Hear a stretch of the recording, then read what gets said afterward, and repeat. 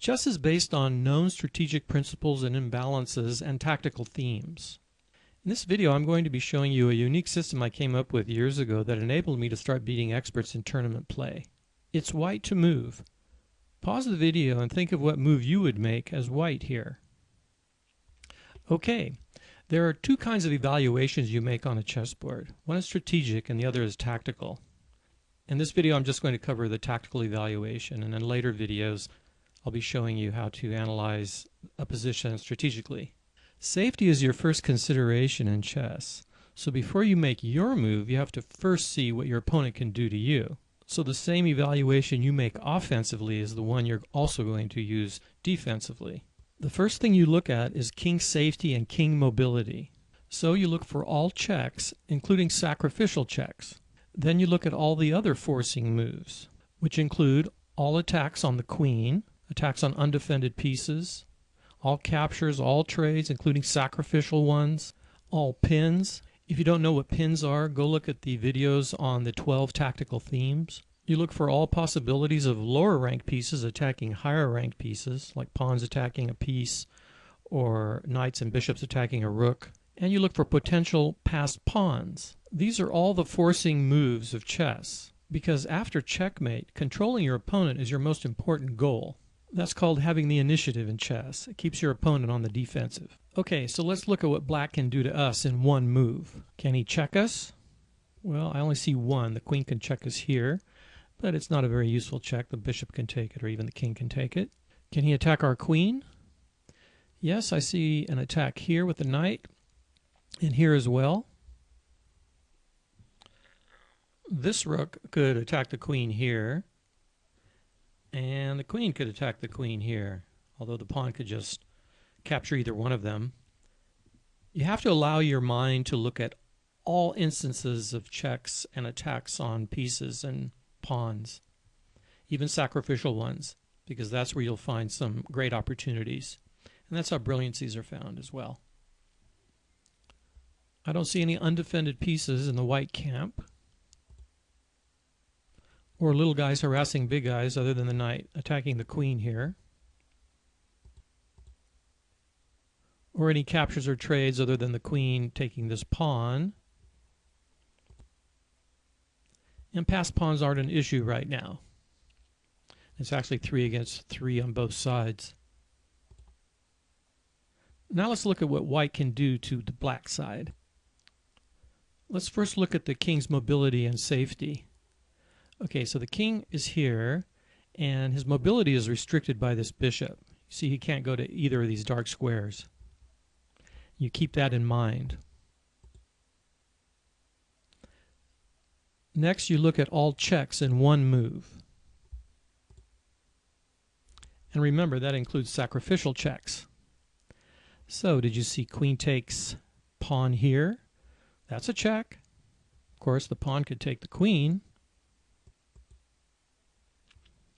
I only see two captures, two other captures, the queen taking this knight and the rook taking this knight,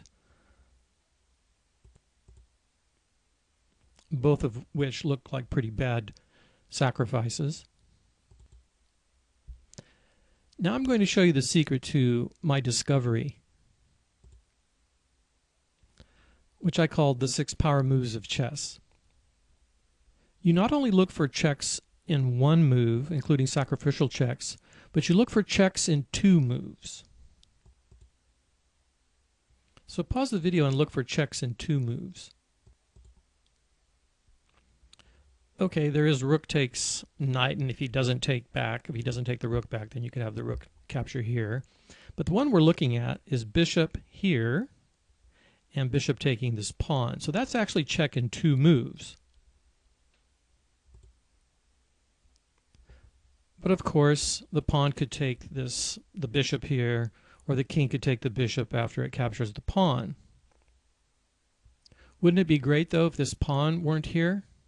Because then the bishop checking here without this pawn here would actually be checkmate, because if you remember, the king has no escape squares because of this dark squared bishop. So all we need to do is remove this pawn. Have you figured it out by now? By combining our first check discovery, which was the queen taking the pawn, we can actually remove this pawn with queen takes, check, pawn takes, because it has to, otherwise, because the king can't run. And then we deliver the final blow, check, checkmate. And it was found using only power move number 1, which is check, but checks in 1 and checks in 2, including sacrificial checks. And that's how you find chess brilliancies, because this position was actually a very famous one. I believe it's called Boden's mate, and it's appeared in many chess books. After checkmate, controlling your opponent is your primary goal, and you do that with forcing moves, and the most forcing moves of the game are power moves, captures and trades, and sacrifices. Power moves in 1 and power moves in 2. And they are power move number 1, which is check, or preparing to check. Power move number 2, which is attacking the queen, or preparing to attack the queen.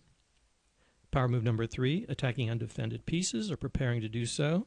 Power move number 4 is the pin, or preparing to pin. 5 is lower ranked pieces attacking higher ranked pieces, or what I call little guys harassing big guys. And number 6 is pass pawns.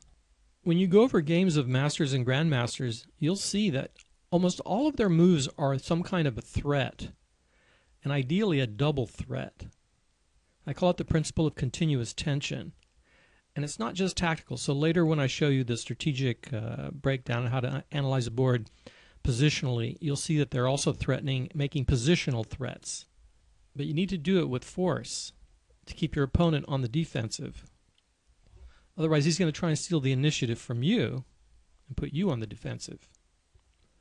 When you're in the jungle in unknown and random positions, the power moves are your fallback. When you play advanced players, notice their threats and how almost all of them are power moves, or they're actually preparing to launch a power move. Being aware of this will immediately improve your chess play. I'll be uploading other videos soon showing how Kasparov and Bobby Fischer and other masters, and even how I used power moves recently to beat a FIDE master in tournament play, and actually how I almost lost because I gave him power moves. It was really ironic. So if you want to be notified when these videos are uploaded, subscribe. Talk to you later.